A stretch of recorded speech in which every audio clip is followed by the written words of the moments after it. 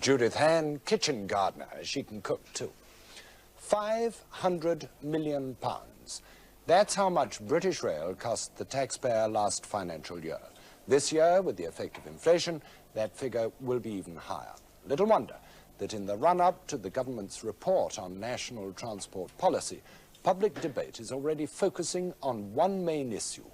What are we going to do about the railways? One of the biggest problems is just finding out which section of the railway system is losing most money. British Rail won't part with the figures, nor at the moment will the Minister. The best estimates we can come up with for the passenger rail services are as follows. The main intercity services are just making a profit. The branch and country lines in Wales, East Anglia, Scotland and the West Country, they're losing a bit of money, but not much compared with the total, perhaps 15 million a year. It's the commuter services in London and the South East and the 7 main cities that are losing the bulk of the money, around £150 million last year. No one has yet been able to solve the problem of providing sufficient trains and staff to cope with the twice-daily tidal wave of commuters, while for the rest of the day those same trains and men stand around with nothing much to do. So what are the alternatives? Well, one is to continue to run these dense commuter networks as they are now, virtually as a social service massively subsidized by the government. If necessary, invest more to make them more efficient. The question is, can we afford it? London commuters are faced with up to a 15% fare increase now, and certainly another one later this year. And here in Manchester, commuters have been told they're now unlikely to get 2 3/4 miles of new railways, which could have got them out of a jam. The Victorians gave Manchester the biggest railway network outside London, but unfortunately they gave it in 2 halves. One company constructed a northern network running into Victoria, here. Another quite separate company built a separate railway system running in the southern half of the city into Piccadilly, and the 2 halves have really never come together. They're run separately to this day. The proposed solution is the famous Pick-Vic Tunnel, 2 3/4 miles long, running right under the centre of the city between the old Piccadilly and Victoria stations. It would have 5 underground stations and would tie together over 50 miles of fast commuter services. But it would cost £156 million to build and run as a full-blooded British Rail main line. And all that means in terms of operating and manning costs, it would no doubt be increasingly costly to operate. It's been indefinitely postponed. We can't afford it.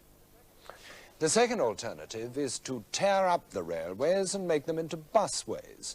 It's a suggestion that is now once again being persuasively argued. It's claimed it would save millions of pounds and provide a more efficient service, but it would mean destroying enormous capital assets handed down by the Victorians, and the costings have actually been seriously questioned. And in any case, in view of the recent government cuts in road building programs, it doesn't look as if a busway project has a chance of getting off the ground.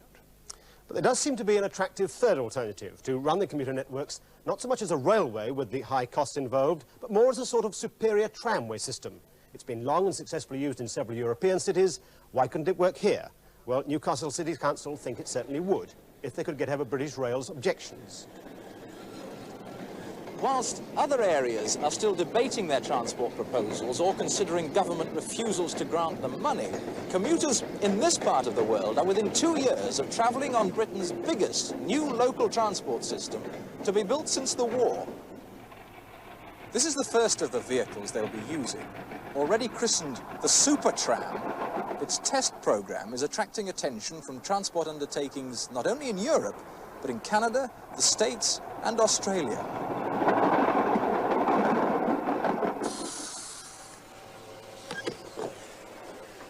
These twin lightweight cars are designed to carry 300 people in rush hour conditions at 50 miles an hour.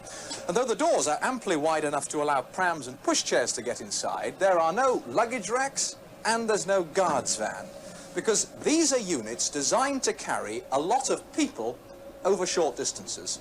And it's going to be strictly a one-man operation.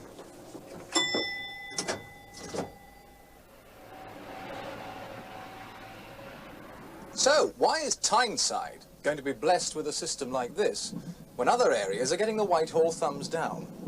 Well, for a start, the existing conventional suburban railway service on Tyneside and Wearside is though run down, still intact. It is still there, capable of being revitalised. But perhaps more important is the philosophy behind this system. Many people believe that here on Tyneside is a pattern for public transportation which could be successfully copied elsewhere.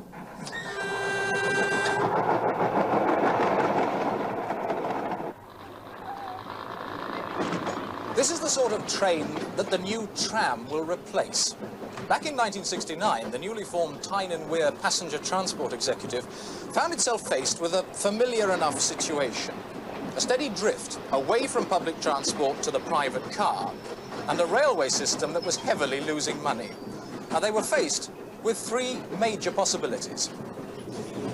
Close the line down and build more roads to take more buses, or turn the railway into a busway and save £500,000 a year in running costs, or take this existing railway and remodel it to take light trams rather than heavy trains, and use this as the basis for a new integrated transport plan that would marry bus and tram services together and at the same time save £800,000 a year in running costs. The plan is to downgrade the old railway line, make more basic stations. Often there'll be nothing more than bus shelters. The signalling will be simpler, the top speeds won't be as high. But what these twin cars lack in top speed will be made up for in acceleration, braking, and the frequency of the service they can provide. The system does still have problems to overcome. British Rail is lukewarm about losing an arm of its network, and the rail unions are concerned about how their members will fit into the new administration. But the Passenger Transport Executive has given an undertaking that the changeover will involve no redundancies. But at the moment, there seems only a slight chance of the Newcastle scheme going ahead. Why? Because British Rail and the Newcastle City Council are now at loggerheads over how it should be run.